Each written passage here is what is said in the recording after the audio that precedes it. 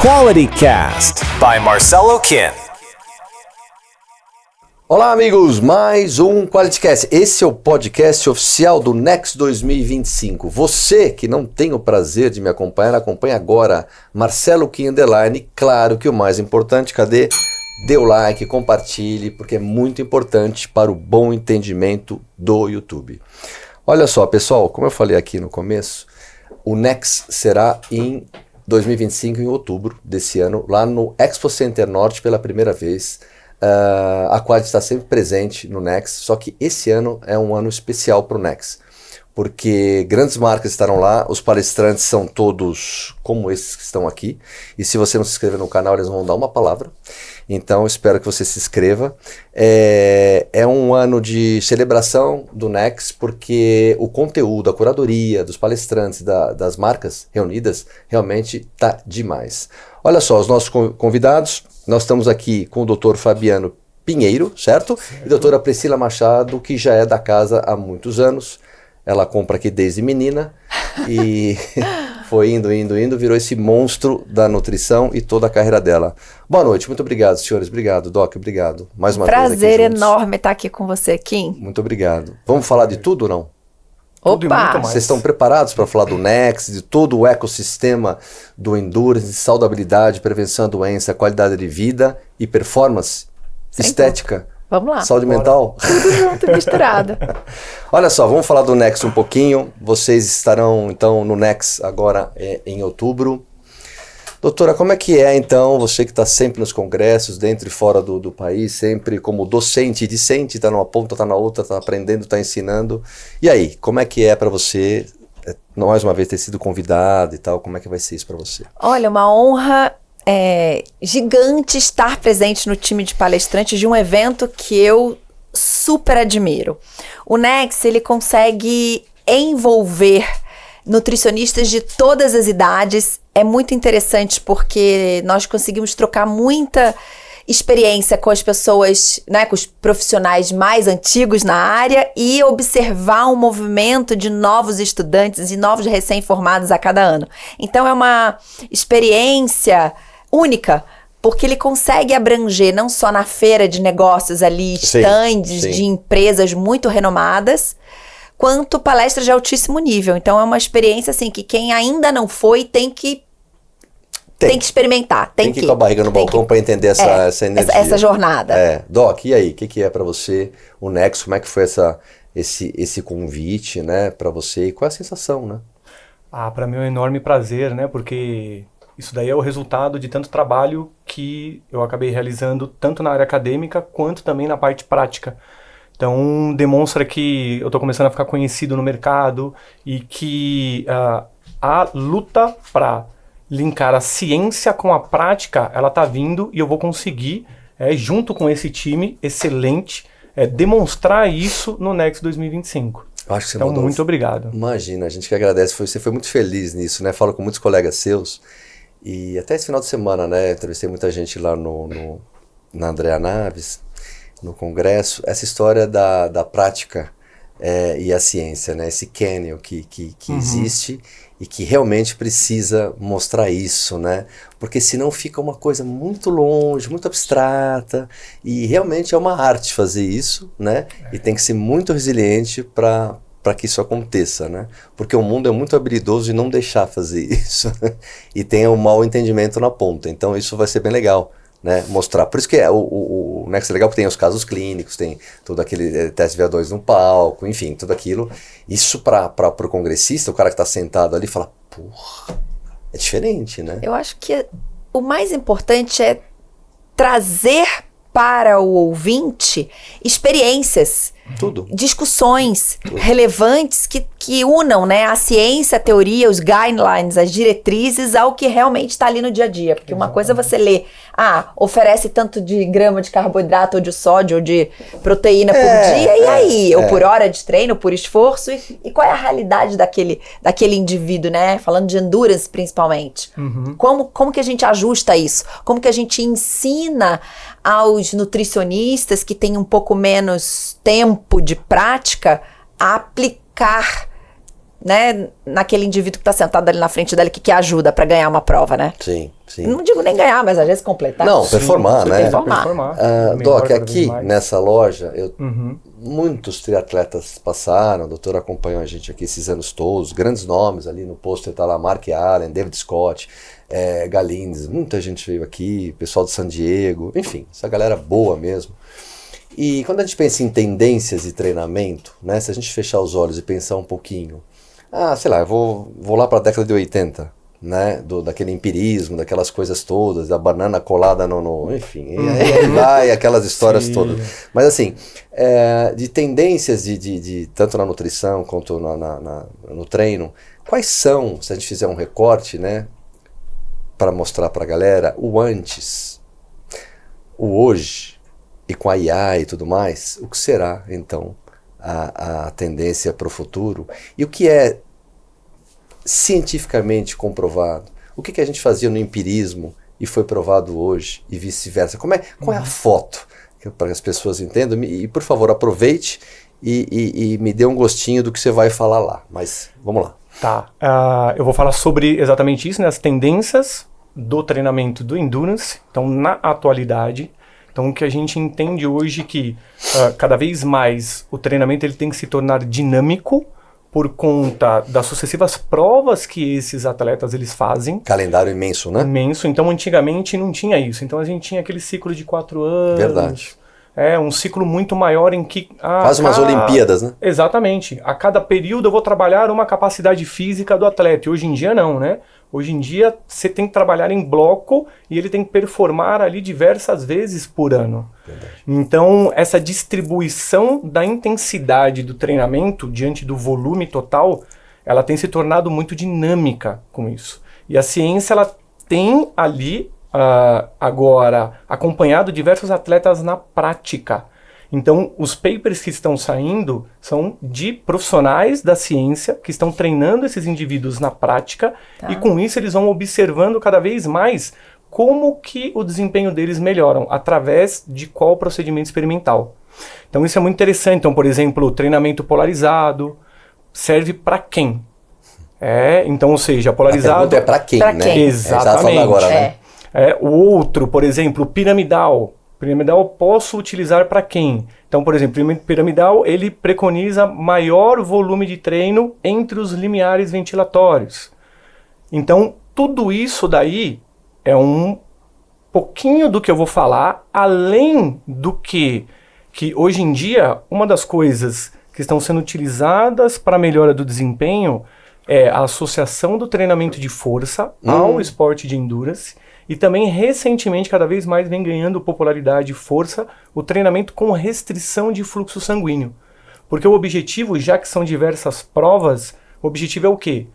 Gerar adaptações fisiológicas, psicológicas também, claro, mas não fazer com que o indivíduo ele se comprometa com relação à carga de treinos excessivas. Pera, deixa eu fazer uma provocação pro Doc, que isso que você falou é importante. Pessoal, o doutor provavelmente não estudou muito, eu vou agora dar uma lição de moral nele e vocês vão entender. Aí eu pergunto pro Doc, mas fazer a musculação eu não vou ficar pesado e pô, você vai acabar com o meu rendimento. E aí, o que a gente fala pra esse cara aí? Isso. Antigamente era o que se achava, né? Então antigamente a gente imaginava, até por conta de falta de estudos científicos, então era muito empirismo. E aí, a partir mais ou menos de 1999 é que esses estudos vêm ganhando corpo. Teve alguns estudos na década de 80, mas assim, não muito robustos, e depois esses estudos vêm ganhando corpo. Então, antigamente, o que acreditava-se? Que o indivíduo do endurance, já que ele tinha que resistir a algo, ele tinha que trabalhar a capacidade de resistência de força. Quando, na realidade, o fundamental é trabalhar o aumento da força máxima. Porque com maior for a força que esse indivíduo consegue realizar, menor será a quantidade de músculo dele utilizado para uma determinada carga externa. E não necessariamente volume muscular, e sim força muscular. Pessoal, é importante o leigo que estiver nos assistindo, os profissionais da saúde. Força é diferente de volume. Nós não estamos falando do volume, do bodybuilder, não é isso que a gente está falando, é a eficiência, né? O Doc vai explicar melhor, a eficiência dessa maquinaria, dessa musculatura para a atividade proposta, né?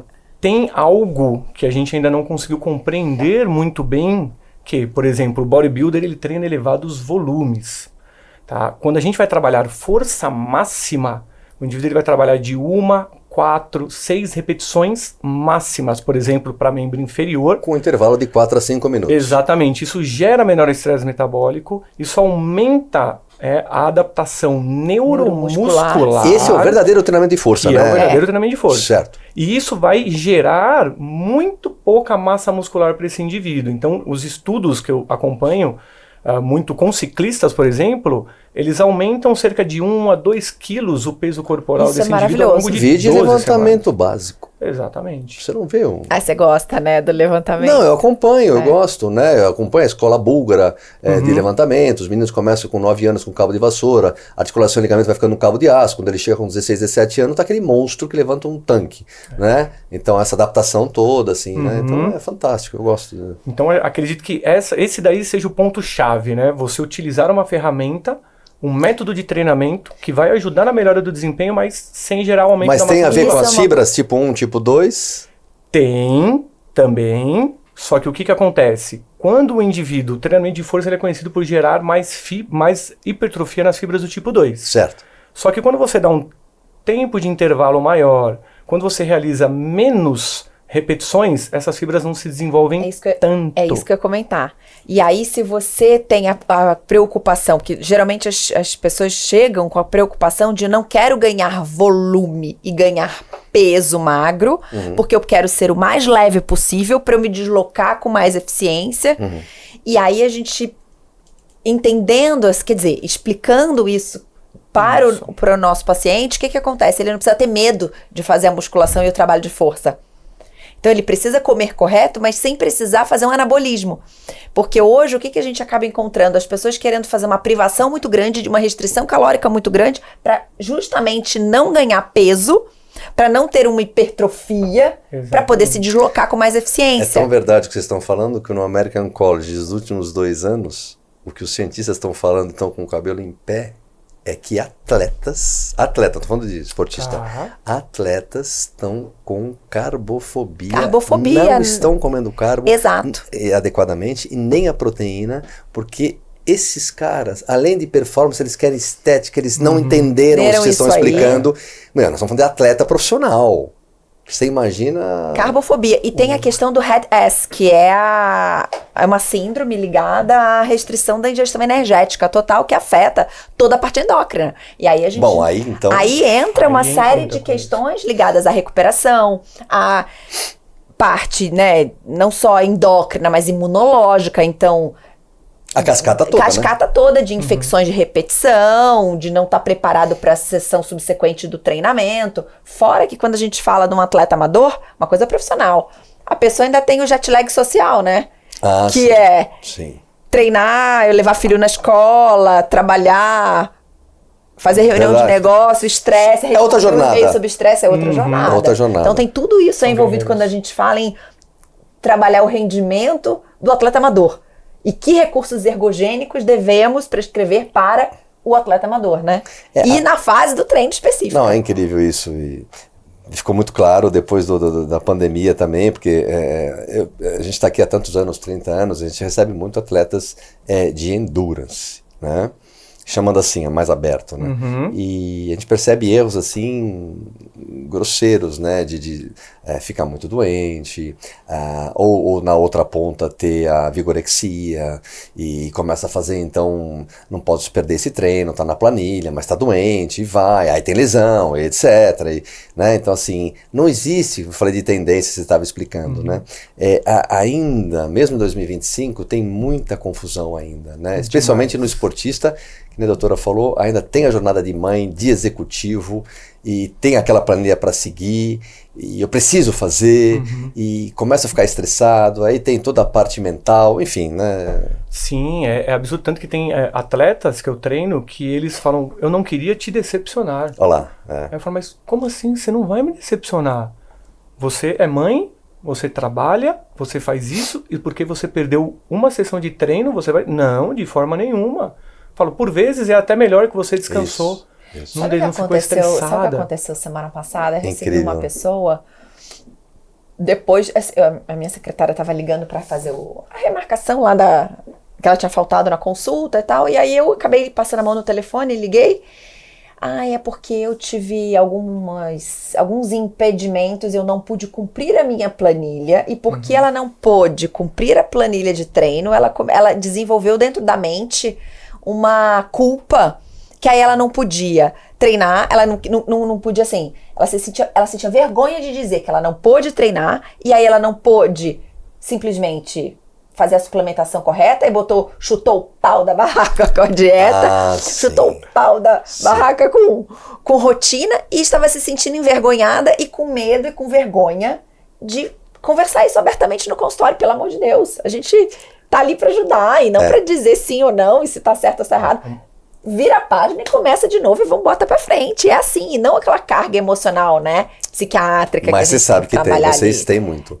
Na sua área, e o que você vai falar sobre hidratação, esse é um assunto, parece antigo, mas tem muito a falar, e você quer saber mais sobre isso, vá ao Next para assistir a aula de Priscila Machado, porque eu já dei uma olhadinha na aula dela por cima, porque ela puxou a folha, não me deixou ver tudo.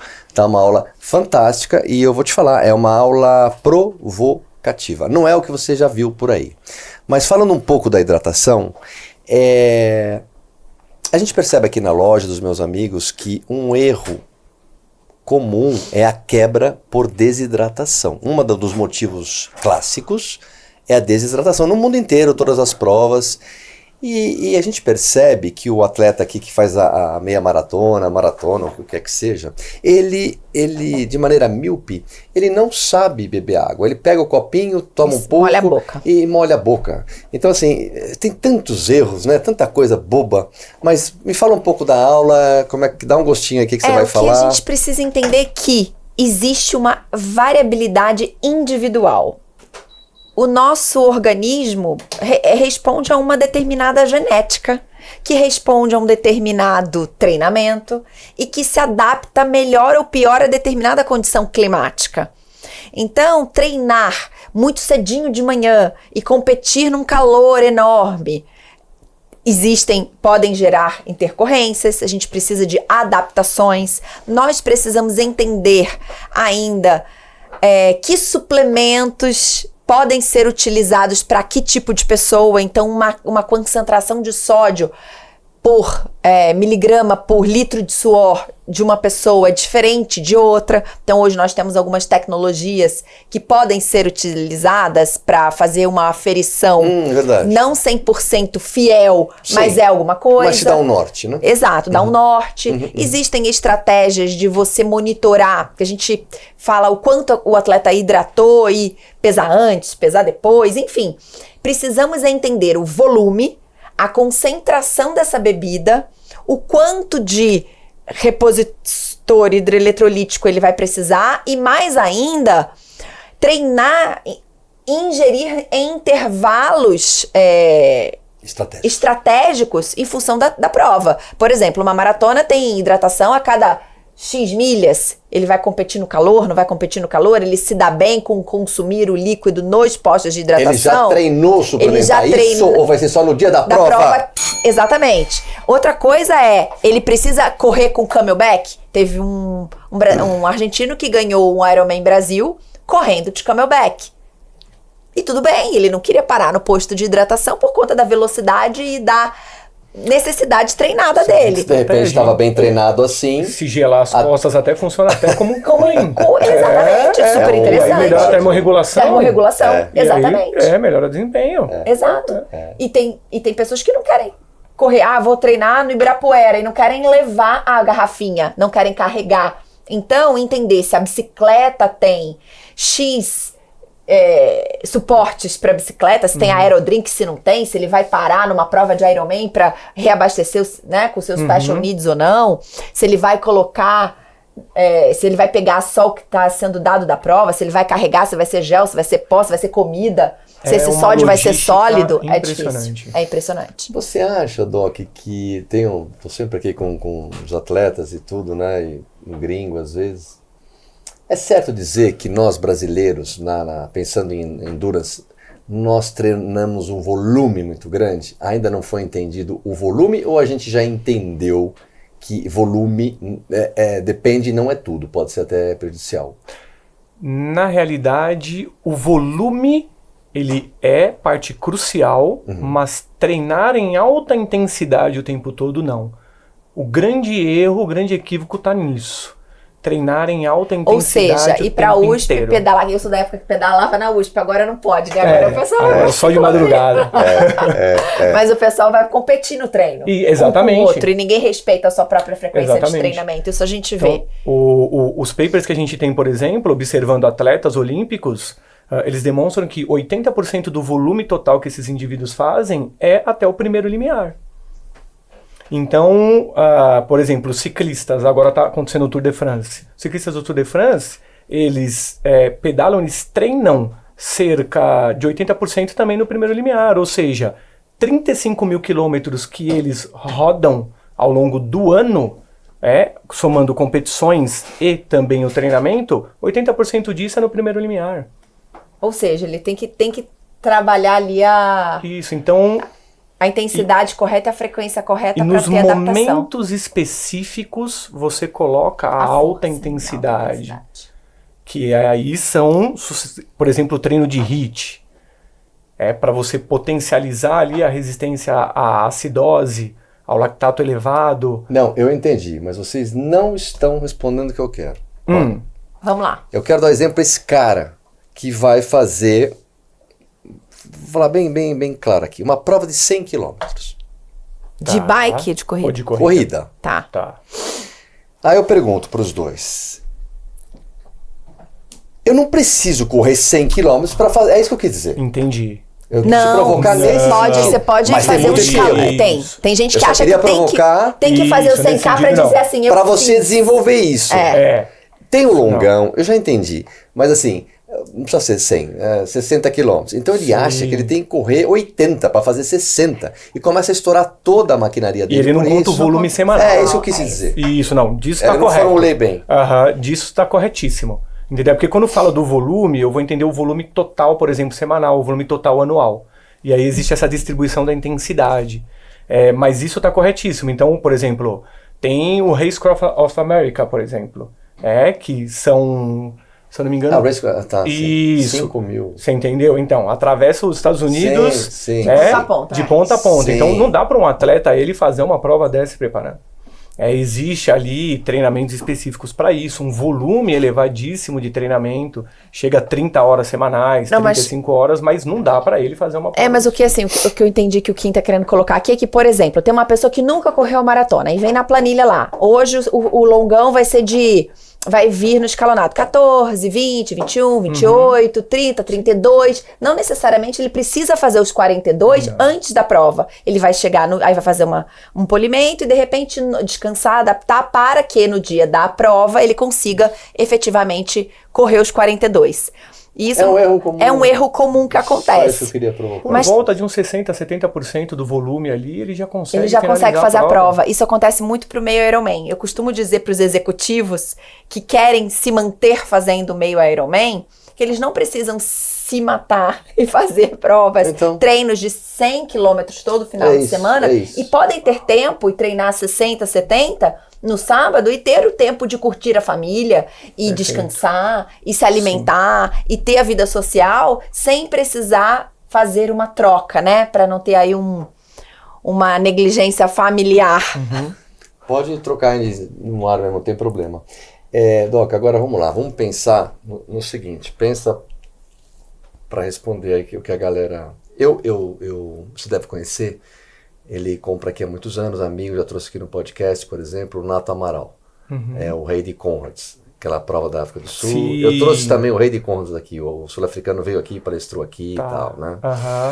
Usado. Esse cara, você pega esses caras que fazem Conrads ou outra prova dessa imensa, né? Ainda eles têm uma cabeça de treinamento e da nutrição Antiga.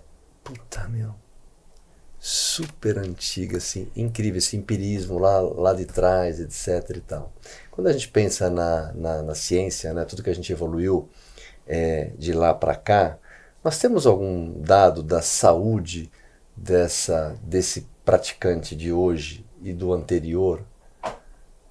Existe algum trabalho que mostre isso, sim?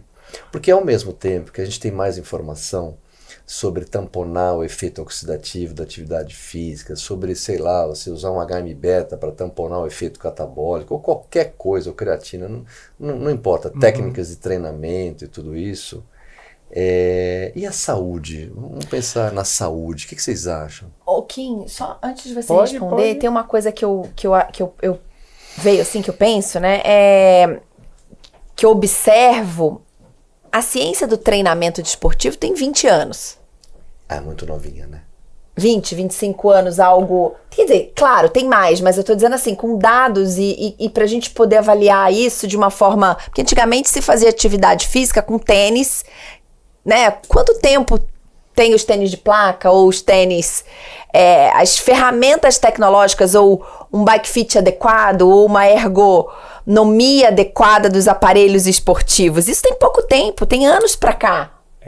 Acredito que a grande questão também é o gap entre a ciência e a prática, o quanto que Chega, demora... né? O quanto que chega. Exatamente, porque até sair um livro para o profissional que está, por exemplo, o treinador lê esse livro, os artigos já têm 30 anos, 40 anos, 20 anos e pra já não cá, são isso, é um mais gap, é válidos, isso aí. muito provavelmente. A verdade não é estática, né? Não. Exatamente.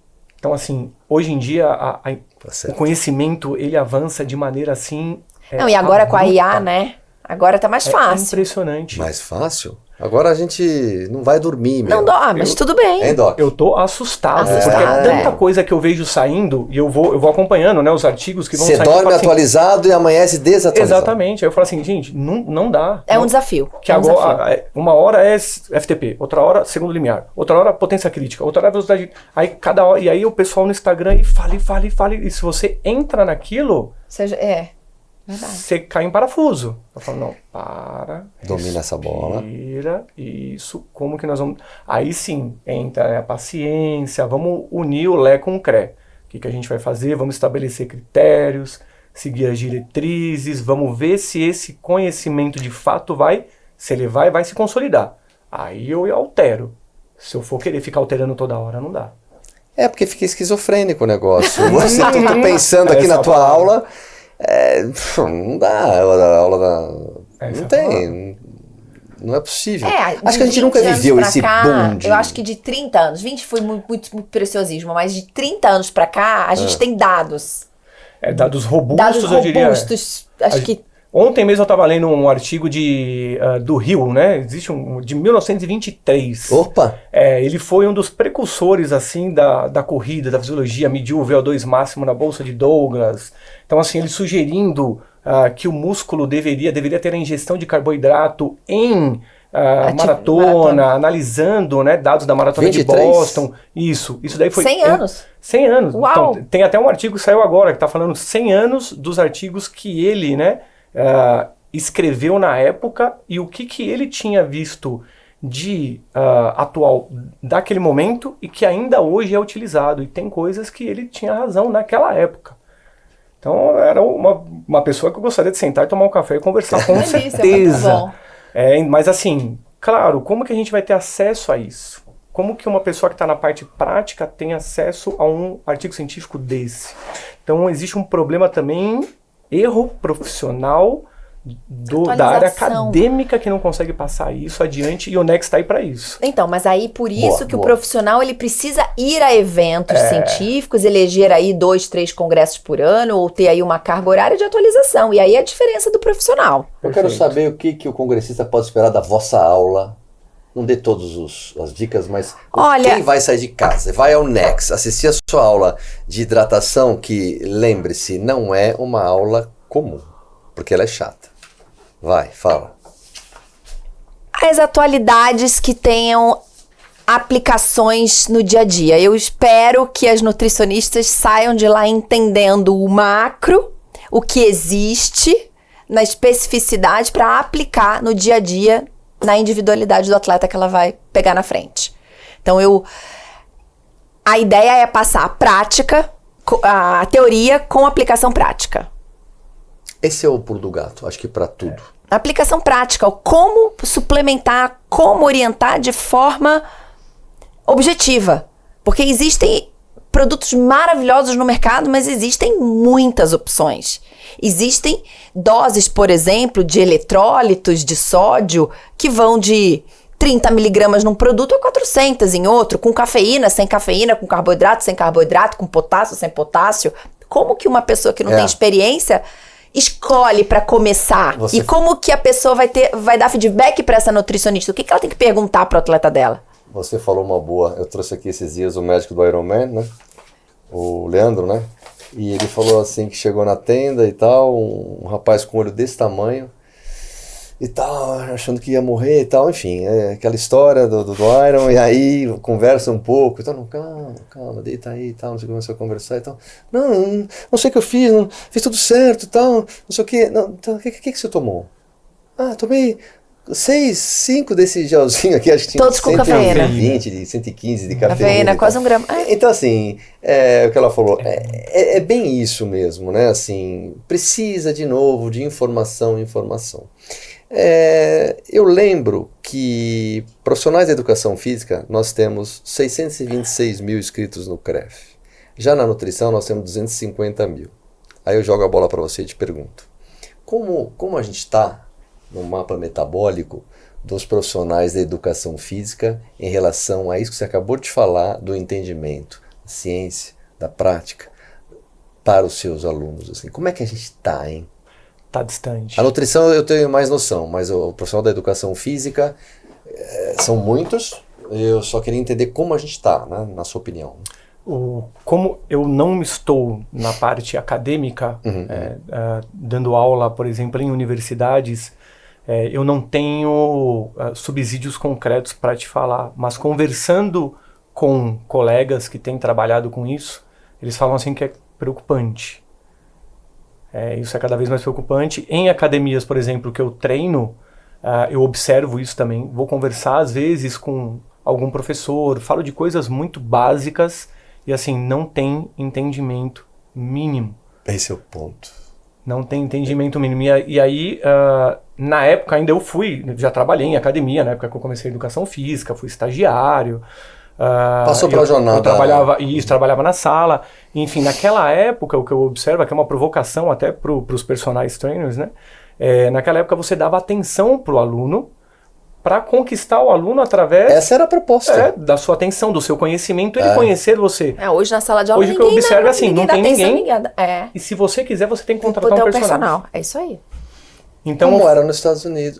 Nos Estados Unidos. Eu lembro uma vez que a gente queria bobão. E quem não tem dinheiro não tem assistência? Isso que é um problema. E aí a pessoa faz tudo errado, e aí se a pessoa olha e não é corrigida... Olha só, vocês sabem disso.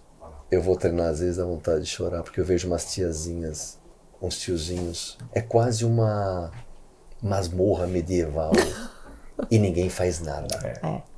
E eu olho aquilo, deve ser minha mãe, minha mulher, eu falo, meu Deus, como pode? Não é possível isso. E o cara não fazer nada. Tá muito sério isso. Eu fico muito chateado. O celular na mão. A low cost. Não, mas o pior é que no começo eu falei, não viu. Mas ele vê. Ele vê e não fala nada. Ele não fala nada, meu. Não, e o pior é a geração 2 adolescentes que estão indo para uma musculação e que estão executando o movimento da forma correta, achando que botando muita placa lá no tríceps e não fazendo corretamente. Sim. Ele nem acionou Ele nem acionou. Ele jogou tudo no ombro, no peitoral, sei lá, tô aqui imaginando. E faz tudo errado. Aí você para pra conversar. Não, eu sei treinar. Não, e as meninas com elevação pélvica? Meu, vai estourar o assoalho pélvico, sei lá o que vai acontecer, mas o que eu vejo, eu falo, não é possível que ninguém... É muita carga, tudo errado. Ave Maria. Não, e outra coisa que a gente observa muito no público muito leigo é uma noite de sono mal dormida. Bem falado, Tecnologias como os celulares atrapalhando as luzes, a temperatura do quarto, a questão do sono. Higiene do sono zero. Aí acorda, tem que meter pau no trabalho e na hora de treinar quer tomar um pré-treino com aceleradores, com cafeínas e afins. Aí depois não dorme. Aí você vê uma enormidade de pessoas que chegam precisando de medicação indutora de sono, não tô falando nem de melatonina, tô falando dos dopidens da vida. Então, tem também o público que não dorme, precisa de remédio para ficar acordado, para performar, para a mente funcionar, medicação para dormir, pré-treino para utilizar no fim do dia, é muito difícil. Aí depois você fala, não, porque eu preciso tomar um monte de suplemento para melhorar minha resposta, mas não dorme, não libera GH, não libera testosterona. Tudo errado. Tudo errado, não come. Aí ela exige desse corpo, olha, eu quero aumentar a bunda, eu quero performance, eu quero meu cabelo melhor, quero aumento de massa magra e cognição mental. Eu não vou dar nada pra vocês se virem fazer tudo. Nem Exato. sono, nem nutrientes, Exato. nem hidratação. Ou come muito tarde, ou treina e termina muito tarde, aí dorme com a comida aqui. Não sei porque eu tô com refluxo. Exato. E aí depois toma medicação para refluxo, toma os prazóis da vida, enfim. Então, É um ciclo... é um ciclo que precisa ser corrigido. Então, assim, quando a gente fala em eventos de nutrição, eventos e congressos, mesmo voltados para a prática esportiva, nós precisamos entender quem é o indivíduo na suplementação. Então, por exemplo, falando de hidratação, uma coisa é o evento, outra coisa é uma hidratação num treino de 1 hora, e outra coisa é que horas é essa hidratação desse treino de 1 hora. O que ele comeu, por exemplo, se a gente for falar de sódio, o dia todo. Ah, sim. A minha jornada O quanto ele comeu de proteína o dia Sim, todo. sim. Então, quando falamos em atualização do profissional, é isso que eu gosto nos eventos de nutrição esportiva do NEX. Por quê? Porque todos os palestrantes trazem aplicações para o dia a dia e que a nutricionista, principalmente a mais jovem, pode não é extrair. utópico, é aquilo lá. É o que dá certo.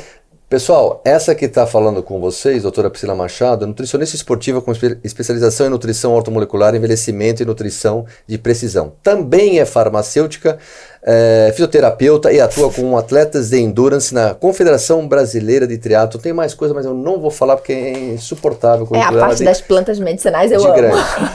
O professor Fabiano Pinheiro, professor de Educação Física, mestre e doutor pela Escola de Educação Física e Esportes da USP, me ajuda aqui, tá? É CEO da Lab Fab, certo?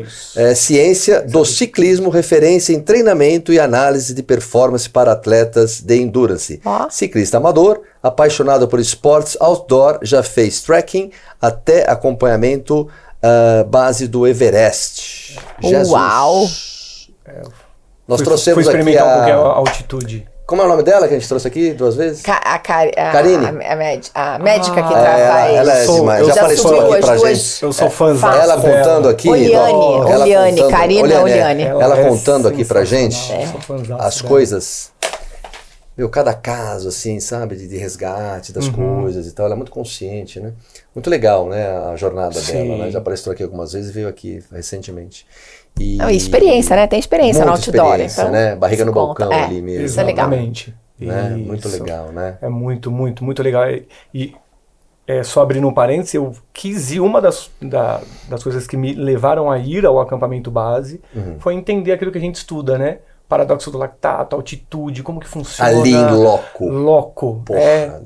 Como que é isso, né? Além da trip espiritual, enfim, tudo. Sim. Então, sentir aquela dificuldade de caminhar mesmo foi algo sensacional. Não, é inexplicável, né? É inexplicável. É inexplicável. Ai, só de pensar no frio. Puta, eu nem sei, acho que o frio é de menos perto Não, de tudo. eu tenho que fazer, olha, uma das coisas quando eu fiz triatlon que eu não me animava eram as provas que a água era gelada. As águas do Nordeste, morninhas, temperatura quente, aí dá pra nadar, mas bota no frio não. Eu quero falar de atletas profissionais. Já trouxe aqui várias vezes, esteve conosco há pouco tempo, a doutora Carla de Piero e toda a galera da psicologia. O atleta hoje, pensando em atleta, os dois, o atleta hoje, quero que vocês comparem o atleta com o esportista e a saúde mental deles. O treinamento desse atleta, a gente viu lá pela Simone Biles, né? Sobre o nome dela, o Medina e todos esses que tiveram alguns problemas sérios e cada vez mais. Por quê? É todo esse ecossistema que a gente está falando, jornada dupla, pressão, patrocinadores. Por que a saúde mental está pitando dos atletas? Isso no mundo inteiro, desde arco e flecha até Não é um fenômeno assim que a ciência Olha, deve buscar? Vocês não acham? Posso palpitar em outro Claro. ponto? Depois eu... É assim, existe uma pressão pelo resultado e está mais difícil. Sempre teve. Sempre teve, mas existem mais ciência e tecnologia, talvez possibilitando melhora do desempenho em alto nível. Existem suplementos, existem estratégias que podem ser feitas para melhorar a fisiologia desse indivíduo. Equipamentos, ergonomia. Eu acho que tudo isso está na bola de neve.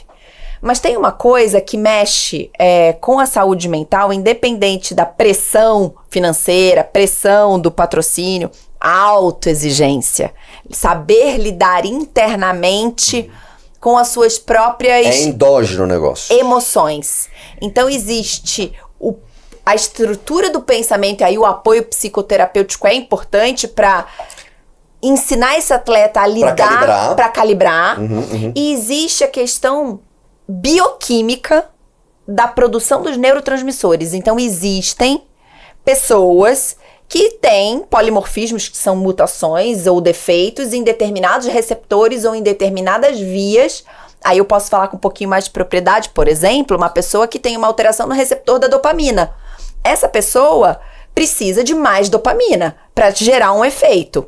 Se esse defeito for num córtex pré-frontal, ele pode desenvolver um transtorno de déficit de atenção. Se essa alteração da dopamina for uma alteração genérica, ela precisa de mais dopamina.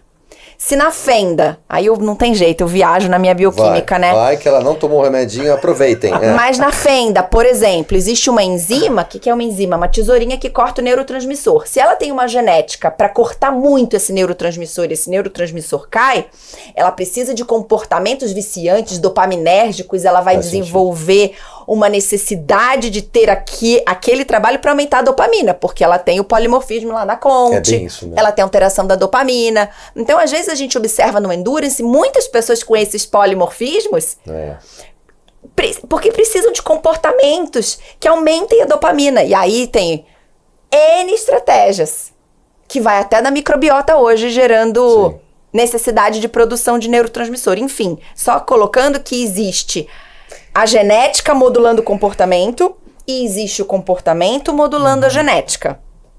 Por isso que eu sou fã da medicina de precisão, né? Dos testes nutrigenéticos e metabolômica.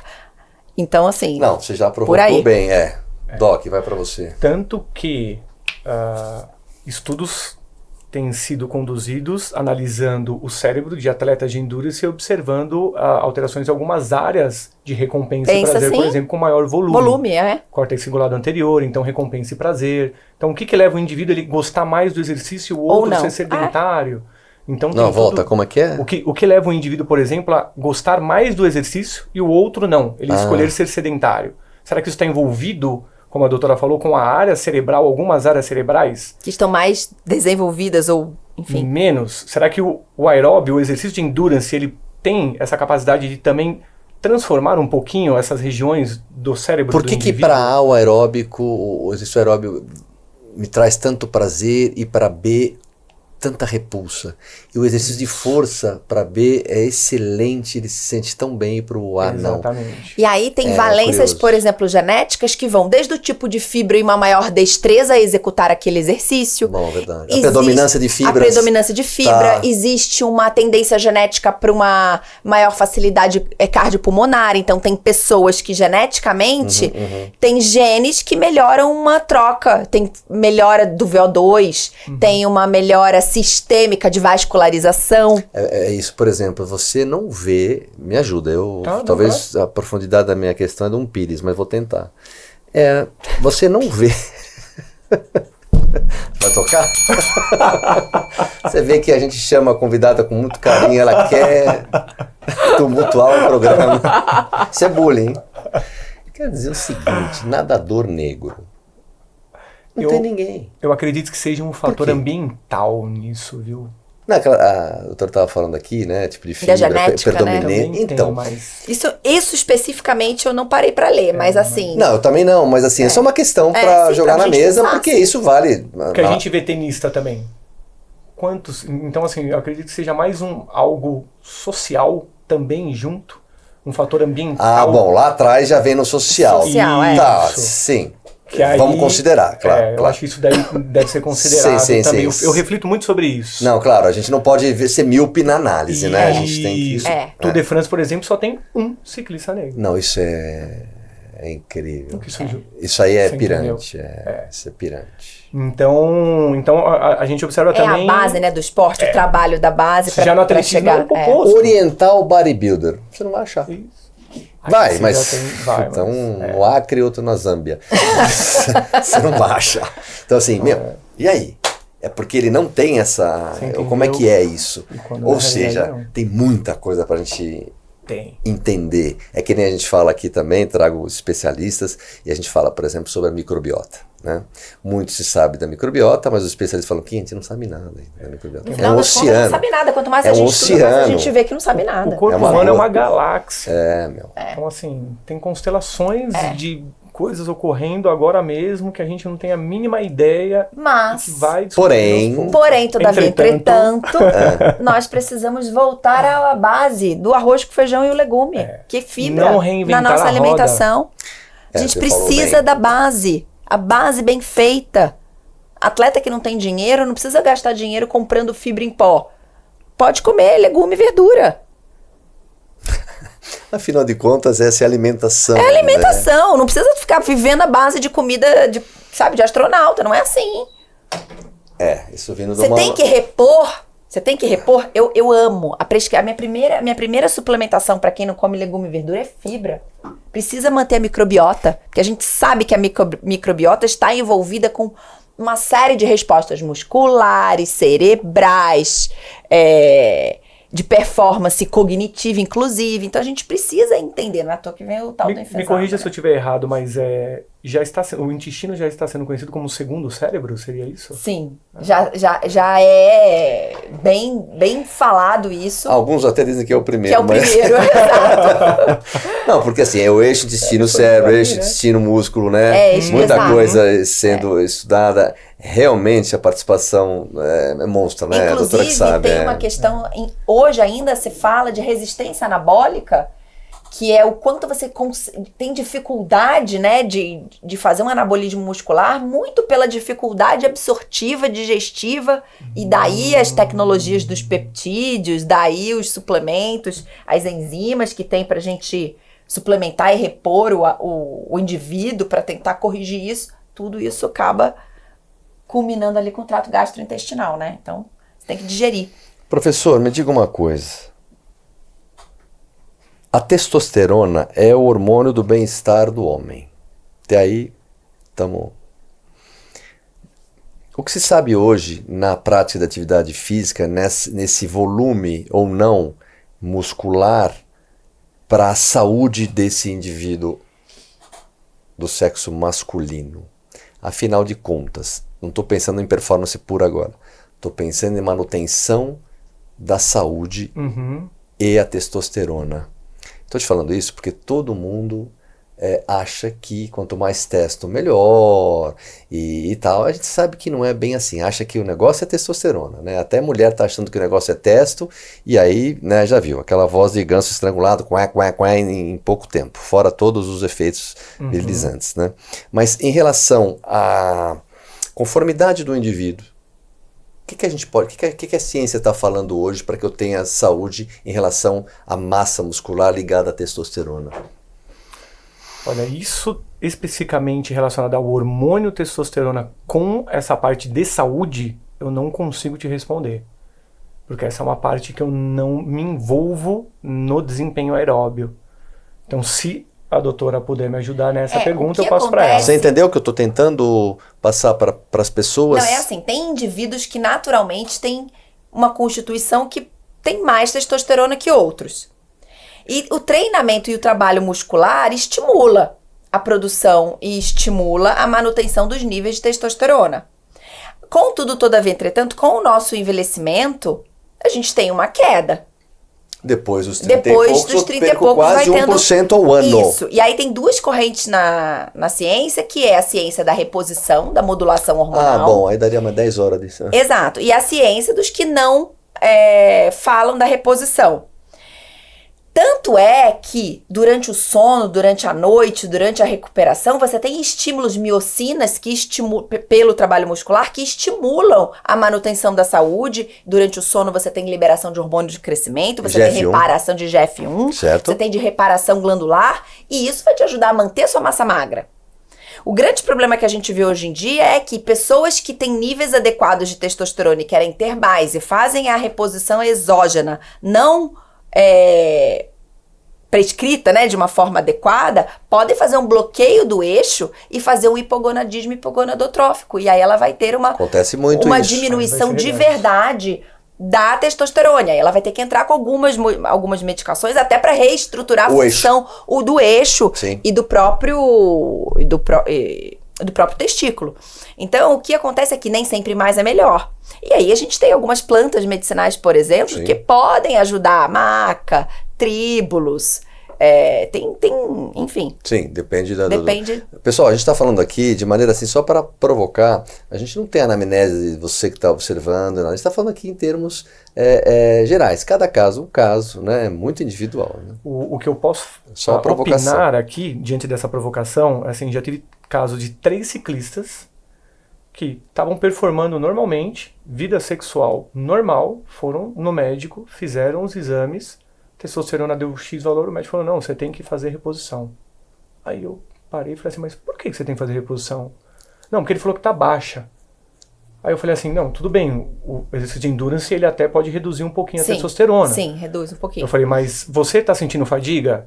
Não. Você tá reduzindo força? Não. Como tá a sua libido? Não, tá normal. Ah, mas por que então? Mas aí então tem ele queria usar para supra, né? Ele queria para performance. Então, mas aí depende. Mas aí falei, vamos procurar um outro médico do esporte, ver isso direitinho, calma lá. Que teste a gente está analisando lá na ponta. Isso, vamos analisar. Eu acho que esse é o ponto. Fenômeno. Não, e aí assim, não é simplesmente um número.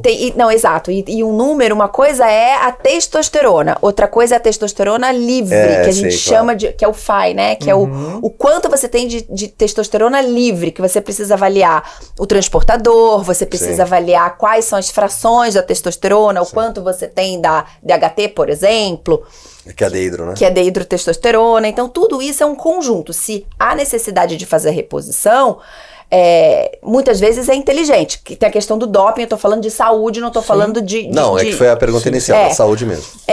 A questão é que a testosterona é um hormônio que ajuda a manutenção, principalmente da fisiologia do coração. Então, quando você tem níveis muito baixos de testosterona, você pode também ter um prejuízo da fisiologia muscular, cardiovascular, assim como os hormônios tiroidianos. Então, a gente não... eu não posso afirmar categoricamente que é errado ou não, sem saber a situação. Mas existem reposições muito interessantes, existem pessoas que precisam, que têm necessidade, mas a gente efetivamente, para quem compete, quem é atleta de alto rendimento, é doping, ponto, não tem que fazer. E aí ele tem que parar de competir e fazer a prova limpa. Aí realmente, doping é doping. Não tem como negociar. Mas às vezes o problema não é a testosterona, é o DHEA, que é um pré-cursor de testo. Então, às vezes, é o DHEA, que é super importante para a parte da imunidade, é super importante para inúmeras funções de reparo e regeneração. Então, a gente tem que tomar bastante cuidado. Eu comento tudo isso porque como vem na paçoca essas informações as pessoas seguem, então é sempre bom ter alguém que entende para falar, realmente, vou procurar saber melhor, não é porque meu adolescente não tem câncer de próstata, tem um nível de testosterona lá em cima. Bem colocado. Aí a testosterona começa a cair e começa a ter um monte de problema. Excelente colocação, é verdade. É verdade isso. A mulher com estradiol com progesterona durante a vida durante a vida fértil não tem um monte de problema. Por que na menopausa as mulheres têm maior incidência de pressão alta de desfechos cardiovasculares? Porque não tem estradiol, porque não tem progesterona. É incrível o gatilho da menopausa, o que acontece com a mulher, e a mulher de hoje está com uma menarca com 16 anos. Então, mas 14 aí tem anos. E essa menopausa precoce está vindo com 35, 40. Exato. Você imagina o que ela está então, falando. mas aí vem também do uso dos hormônios, que são os progestágenos, que são os hormônios sintéticos, hormônios não, né? Substâncias sintéticas, que estão socando a bota na menina com 15 anos. Aí na hora que ela quer engravidar, não tá lá.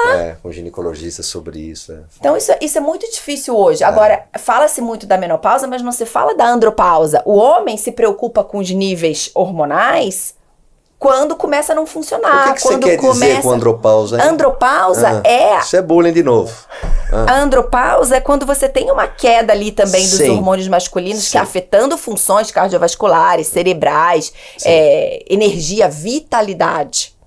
Não é necessariamente a parte da libido e da ereção. Não, eu falei... Andropausa mesmo. Vitalidade. Vitalidade. É. Aí sim justifica pela clínica a reposição androgênica. Então a gente precisa entender que contexto a gente está falando, que idade a gente está falando, se é uma pessoa que precisa de um ganho de massa muscular porque sofreu um acidente, ficou com uma perna imobilizada, precisa de repente fazer um anabolizante ali. Eu ali. só provoquei tudo isso para falar também que depois da Covid-19 ficou muito claro, trago aqui muitos colegas de vocês, para falar da nossa poupança, que é a massa muscular, quando você é hospitalizado ou tem um problema mais grave. Então, por isso que a gente fala, e aí tem esse, na outra ponta, o erro de achar que a testosterona vai me livrar de todo o mal, eu já estou blindado como se fosse uma vacina, né? E a gente sabe que é uma besteira. Não, e assim, é muito comum a gente observar em mulheres 40 a mais, a queda dos hormônios sexuais, mas assim, se ela não tiver uma adequada relação entre o FSH, o LH e a progesterona e o estradiol, não adianta ela fazer a reposição de testosterona. Tudo bem, testosterona para tratar desejo sexual proativo, que é a libido. Mas, se ela não tiver o equilíbrio da progesterona e do estradiol, ela não vai performar. Exatamente. Aí tem medo de Aí é o erro feminino mesmo, Aí é o erro feminino. O masculino tem um outro erro, né? Porque ele, enfim, depende da cadeia de carbono, né? Ele vai tomar, sei lá, um enantato de testosterona, um cipionato, então um fica 7 dias, outro fica mais, aí ele fica jogando um por semana, e, enfim, aromatiza e tudo aquilo, né? Enfim, uma loucura, né? Tem muita coisa que o corpo científico vai aumentar daqui a 10, 20, 30 anos, e aí a gente vai conseguir falar com maior clareza sobre isso. Doc, quais tipos de treinamento que você gostaria que estivesse no Brasil que ainda não estão? Existe algum que a gente está muito atrás? Não. Para endurance, a gente está bem assim de tipo de equipamento, de procedimentos que, por exemplo, tem muito na Europa, não tem no Brasil, ou na América do Norte, enfim. Não, hoje está tudo muito bem globalizado, Tá, né? Tá. Saiu lá fora, não tem mais todo mundo já viu. Hoje... Às vezes falta algum importador, algo, mas a pessoa vai para Sim. fora, quem tem condições, traz, enfim. Mas hoje é muito rápido, né? Né? Tudo é muito rápido, a informação está aí muito rápida. E talvez um dos problemas é que tem muita informação e poucas pessoas param para adquirir o conhecimento. Informação é uma coisa, formação é outra, e realmente Posso fazer uma pergunta? E a variabilidade da frequência cardíaca e esses wearables? O Ring, Garmin? Bom, isso aí também vem na paçoca, desses né? marcadores excelente para prescrição pergunta. do treinamento? Porque agora todo mundo usa... Porque assim, né? vira uma festa, né? Sai, já é novo, vira uma festa e todo mundo, não, tem que fazer. Seria o quê? Os biomarcadores, como eu chamo isso? E a variabilidade da frequência cardíaca, assim, o sistema como um todo, se ele é pouco variável, então ele é inflexível a diversas alterações, por exemplo, do ambiente, do próprio organismo. Então, se ele tem uma maior variabilidade, os sistemas eles estão mais flexíveis a isso, vamos colocar assim. E o coração ele consegue mostrar isso. Tem uma medida de um aparelhinho que coloca no coração e aí o circuito elétrico do coração, batida a batida ali, tem um aparelhinho que consegue avaliar isso daí, essa variabilidade da frequência cardíaca. Então deixa eu ver se eu entendi. Que vai me dar muitos dados. E isso tem relação com fadiga. Então entre cada batimento, tum-tum, tum-tum, tum-tum, cada comunicação do sistema autonômico entre cada batimento, e parasimpático, ele vai gerar uma medida. E quanto menos variável, ou seja, quanto mais variável for esse intervalo entre os batimentos, mais adaptado é o corpo ou mais responsivo às estratégias de treinamento do indivíduo. Exatamente. Entendeu? Então, eu tentei te acompanhar, me perdi, mas depois cheguei lá com você. Eu entendi. É assim que funciona, como a doutora falou, é isso? Só que aí tem esses relógios hoje em dia que medem, tá legal? E tem os equipamentos validados cientificamente. Um amigo, durante a minha fase de doutorado no laboratório, ele realizou algumas análises relacionadas com a variabilidade da frequência cardíaca. É assim, o que ele fazia, eu posso falar o que ele fazia na época.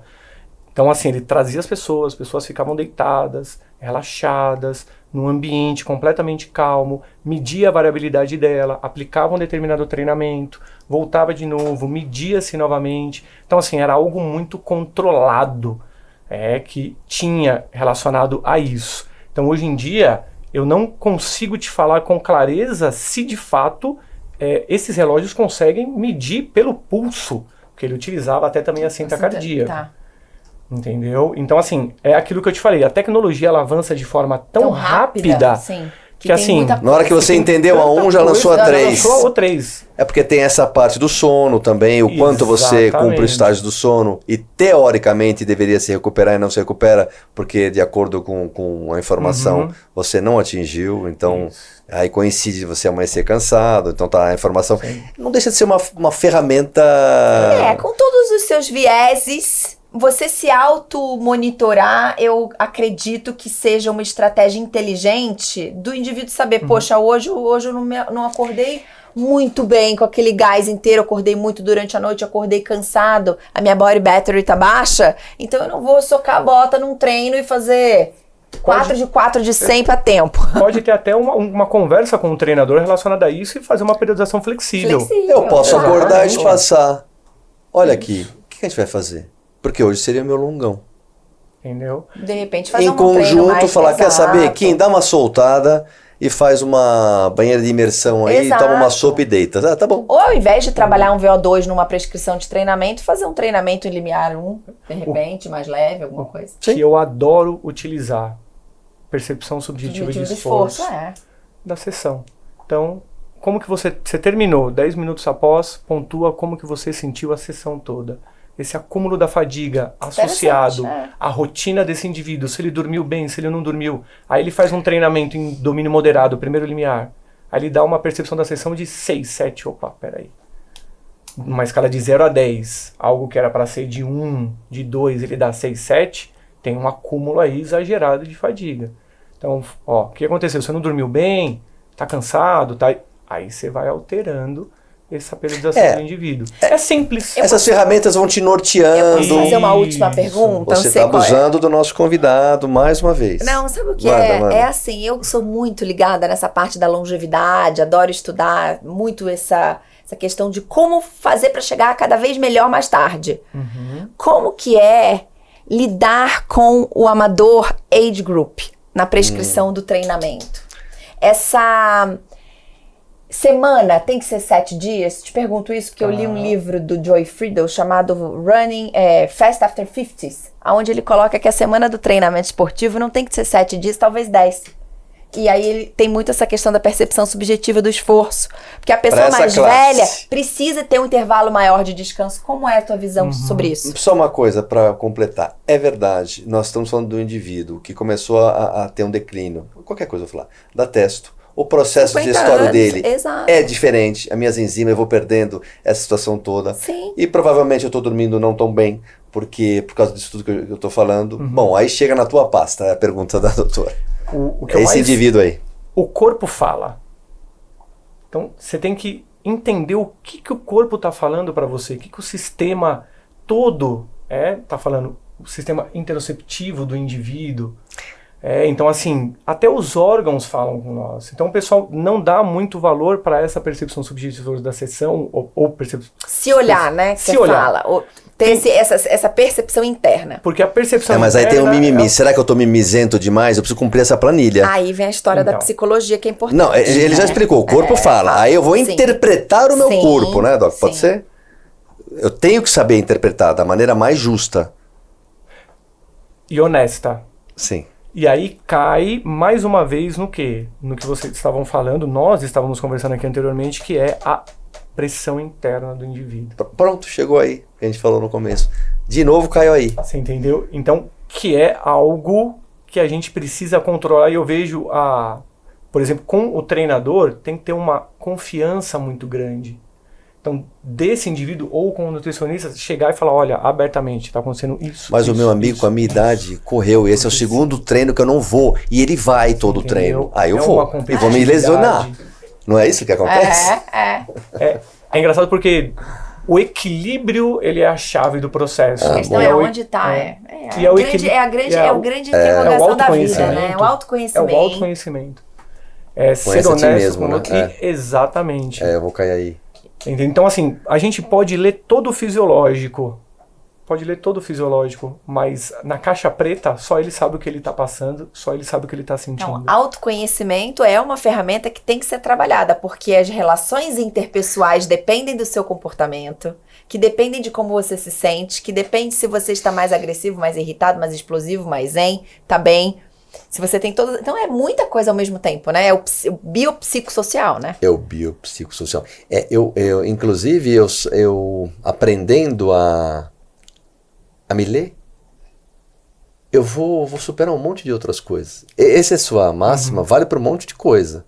Né? Nós estamos falando do meu destino, da minha visão, do meu apetite, do meu hálito e assim por diante. Né? Eu tenho que saber, né? Porque é o que você falou, o corpo fala mesmo, né? A gente é surdo, a gente não quer ouvir, isso. Mas ele fala, ele grita. E são tantos outputs hoje em dia que a gente esquece de olhar para dentro da gente mesmo. Que aí volta ao que a gente estava conversando da alostase e da homeostase, né? Da gente manter o nosso sistema autonômico flexível o suficiente para manter o equilíbrio das respostas internas no dia a dia e o equilíbrio durante o próprio esforço. O treino. Bom, agora eu vou... Nós vamos viajar. Não, essa é a última viagem, porque essa vai ser pesada, mas já que tá acabando eu vou falar. E aí tem aquela história, aquela máxima, só para fechar, acho que a doutora gosta também, que essa história das mídias sociais e dessas vidas editadas aqui, existe uma máxima que diz assim, prestem atenção, que vale para a saúde. Por que é que eu só sou feliz aos olhos dos outros? Por que é que eu preciso da sua opinião para saber quem eu sou? Então eu posto uma coisa, espero a sua aprovação. E ali sim eu vou ser feliz. Por que é que eu sou feliz somente aos olhos dos outros? Bom, falei tudo isso porque tem a ver, fala, mas esse maluco tá falando. Não, tem a ver porque você falou lá do corpo fala, conhece a ti mesmo. Então eu acho que pro equilíbrio que a gente falou aqui, que a doutora falou, é por aí. O quanto de atividade física, o quanto de trabalho, o quanto de estresse, né? A gente vai para os orientais, que tem esse gradiente um pouco mais equilibrado. Se percebe aí melhor. A gente olha e fala, bom, ocidental, oriental, deixa eu entender. Fala, puta, como eu sou mongo. É verdade. Né? Então acho que que nem ela brincou, da homeostase, né? Não sei nem como chamar isso, emocional, ou, enfim... É o centro do negócio. Vale para tudo isso que a gente está falando, não? Ou para quase tudo, né? Eu, durante um período, eu vivenciei muito isso na minha vida. Rede social. Aí eu comecei a entrar em parafuso. No looping, né? Aí eu parei assim, falei assim, pera lá. Os meus bisavós, os meus avós que moravam no interior de São Paulo, eles eram estressados? Eles tinham essa ansiedade? Não. Por quê? Aí eu comecei a viajar comigo mesmo, né? Eles moravam de distância X de cada vizinho. Eles não tinham um monte de informação. Se eles viajassem e tirassem uma foto, quem ia ver? Quem ia visitá-los nas casas deles? Aí eu falava, por que eu tenho que ficar tirando foto de mim toda hora e colocar para gerar uma ansiedade em mim? Eu comecei a perceber isso, né? Falei, se eu posto, logo eu fico ansioso porque eu quero ver quem tá curtindo e quem tá olhando. Então, é isso que eu falei. Esperando a prova. E aí você começa, né? Eu falei assim, não quer saber de uma coisa? Aí parei com isso. Fui diminuindo cada vez mais. Nós temos que ir por outra via metabólica, né, doutora? Não é essa. Essa é mortífera. O exemplo da rede social para mim é complexo, porque eu sou uma pessoa que eu não sou tão ativa e tão engajada, apesar de postar conteúdo. Não, você tá bem. Eu estou tentando me manter ali, porque é uma forma... O Instagram e o Facebook funcionaram muito para ver as pessoas de longe, família e tudo mais. Tinha uma outra proposta, né? A questão profissional ali não é uma... Pra mim não é um trabalho assim que eu julgue extremamente, sabe, que a minha vida tá ali. Não tá, pelo contrário, eu não posto quase nada da minha vida assim, nos detalhes. Enfim, mas eu acho que o segredo, respondendo aí pra você essa questão da felicidade, a ciência da felicidade ela é complexa de ser discutida, mas o autoconhecimento, o autocontrole e a educação são a chave da vida feliz. Porque você não pode fazer o que você quer, a hora que você quer e do jeito que você quer. Uma vida em sociedade requer regras, requer planejamento. E quando A gente vive em grupo. a gente vive em grupo, Pronto. a gente vive em grupo, a gente não pode fazer o que quer a hora que quer. É um condomínio. É um condomínio. E Boa. nós temos que ter respeito ao próximo, respeito às diferenças do próximo, o que não me dá o direito de falar o que eu quero e o que eu não quero e ser agressivo com palavras ao outro. Basta ir no aeroporto, você vê o que é brasileiro. Exatamente. Eu viajar. Ai, que vergonha. Vergonha. É isso aí. Hoje você tem uma rede social descabida de filtro. Hoje você faz o que você quer, o que você não quer. Tá errado. Um exemplo mínimo é o trânsito. Tem cidades que são extremamente organizadas. São Paulo é um pouco mais organizado que o Rio, como carioca fala. As pessoas não respeitam nada, sobem em cima da calçada, avançam o sinal vermelho, entopem todos os cruzamentos. Isso gera um conflito que é a história da alostasis, que é a história da homeostase. Você Começou não respeita. ali, né? Começou ali. ali. No trânsito. Eu costumo brincar com meu marido e falar assim, se você tá estressado, não sai de casa pra dirigir. Terça-feira o trânsito é difícil. Você tá com uma arma na mão.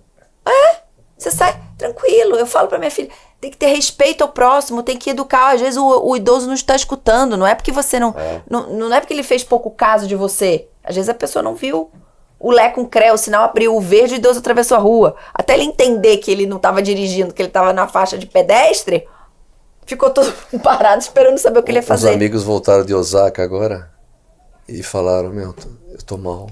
Eu tô muito mal. Você não sabe o que é aquilo. Exatamente o que ela tá falando. O respeito, o cuidado. A regra. Bom, você sabe, né? A gente sabe o que foi. Eu não fui pra lá, mas o que dizem, né? A gente tem que ter minimamente um respeito à sociedade, um respeito ao próximo. Isso pra mim é... Quando a gente fala assim, o programa não mudou, viu, senhores? Nós estamos falando do Next 2025, que ocorre dia 17 e 18 de outubro, no Expo Center Norte. É que a gente tem esse contexto todo, porque é muito importante a gente entender, porque a gente, essa parte individual do corpo, desse aspiracional de querer ser, ter, performar, tem um fundo que é esse que a gente está mais ou menos terminando aqui. É isso. Ele vai terminar nessa pasta. É legal refletir sobre isso. Foi legal o seu testemunhal de, eu saí diminuí, né? Tirei o pé. Eu estava agora num podcast agora à tarde, onde o rapaz que me entrevistou falou que chegando às 9, não sei, 8 horas, ele coloca no modo avião. Né? Eu até falei para ele, vou tentar isso, né? Se não me der tremedeira, mas é importante a gente ter esses insights para a gente, porque se não estiver no muro. Se olhar, aprender a olhar para outras coisas. Porque é uma servidão voluntária. Você coloca, você vê, você informa e depois se não olhou você fica angustiado. Então é uma servidão voluntária. Você mesmo põe e você mesmo se angustia. Kim, mas eu vou te dar uma dica. Planeja o horário. Eu tenho horário para responder meus WhatsApps. Eu tenho horário. Não consegui. Você conseguiu? Tem que ser zen. Horário? Horário. Eu, com a empresa, eu faço isso. Horário. Mas como você faz e vai caindo os negócios? Vai plim, para resolver? Não, é assim, tem certas situações, por exemplo, nem todos os dias eu consigo dormir cedo. Eu sou uma pessoa que eu deito cedo. Tá, fechar os olhos e dormir é outra história. É outra história. Eu deito, vou ler, sei lá, quando eu tô com insônia, leio alguma coisa, enfim. Mas eu vou pro meu quarto às 9h30. 9h15 eu tô indo pro quarto. Quando dá 6h30, 7 horas, eu tô jantando. A minha rotina é essa. A minha rotina é essa. E muitas vezes, aí em outros momentos da minha vida que eu fazia consultório até um pouco mais tarde, eu levava a minha marmitinha e jantava às 5h30, 6 horas. Porque eu não ia deitar com a barriga cheia 8h30, 9h. Esse horário do fim do dia, tá bom, eu vou chegar do trabalho, vou tomar uma chuveirada e vou deitar, era rápido. Mas eu não podia perder o tempo porque eu vou dormir com a comida aqui na goela? Não. Eu nunca vou treinar à noite. Sair daquela coisa de academia 7 da noite, ir pro treino no fim do dia, não vou. Fibrilando, né? Não dá. Aí você não vai... Eu não sou essa pessoa. Agora, se você me não. ligar pra mim e falar, Priscila, eu preciso ir resolver um negócio 5h30 da manhã, vamos? Eu acordo e vou. Não como é o melhor horário de acordar. Sim. Mas se eu precisar, eu acordo feliz. Porque eu tenho essa ritmicidade circadiana. Então todo mundo fala, às vezes é difícil, você não sai à noite com a gente, não vai a lugar nenhum. A maioria das vezes não. Não, porque não me faz bem, não é o fisiológico. Eu tenho uma disciplina e eu digo não e pronto, e tá tudo certo. Conhece a ti mesmo. Exatamente. E disciplina. E disciplina. Então, Frequência e sequência. O rito faz o mito. eu não vou dizer nunca. Não, eu entendi. Mas você está explicando e é legal que as pessoas... Exatamente. Que funciona. Funciona e você tem que simplesmente falar, tudo bem. Se for algum problema com meu pai, com alguém, mas assim, eles vão ligar. Eu falo para as pessoas, deu um pau, ligue até atender. Para isso que é emergência, para isso é o telefone. Eu não estou evoluído assim, vou dobrar a dose de remedinho hoje, mas eu admiro isso. Eu vou tentar essa do horário, né? Do horário, põe horário. Gostei do horário. Fazer as coisas. Do horário. Doc, faça suas considerações finais, por favor, devido ao horário, porque para quem deita 9h15, eu estou preocupado. Me fala uma coisa. Hoje é uma exceção feliz. Faça suas considerações finais e, inclusive, sobre o Next, a sua participação. Deixa aí o seu endereço eletrônico. Faça aí um fechamento, Doc, por favor. Primeiro, mais uma vez agradecendo. Papo muito gostoso. Obrigado mesmo. Aprendi muito com a doutora, com você. Não conhecia, né, vocês pessoalmente.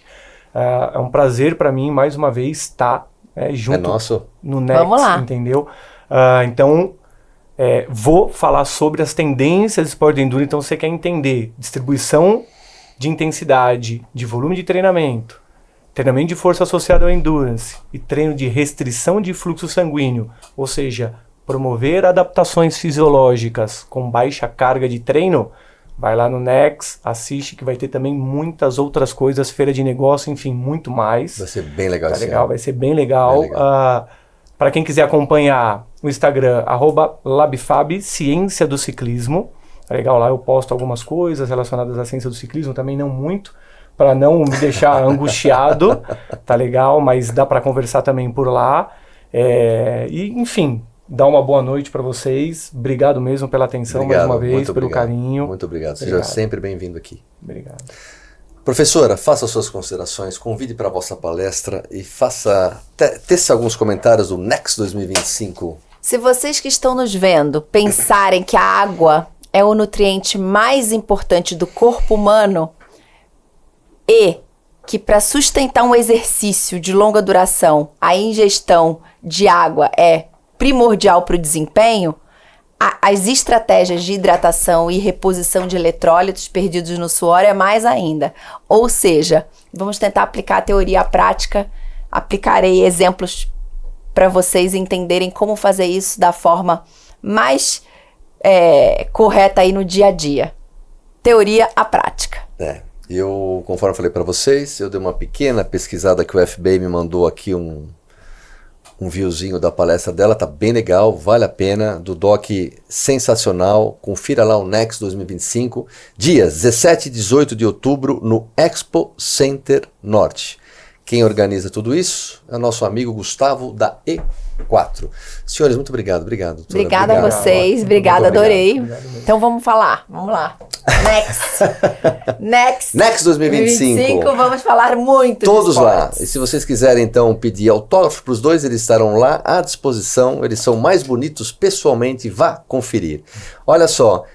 Você que não me conhece, me siga lá no Instagram, Marcelo Kim _. Se inscreva no canal porque é muito importante, senão a gente não consegue trazer essa biblioteca de Alexandria aqui para descortinar o conhecimento e levar para vocês. Muito obrigado. Ó, pessoal, aquela câmera do meio lá. Tchau, pessoal. Valeu. Obrigado. Tchau. Até. Quality Cast by Marcelo Kim.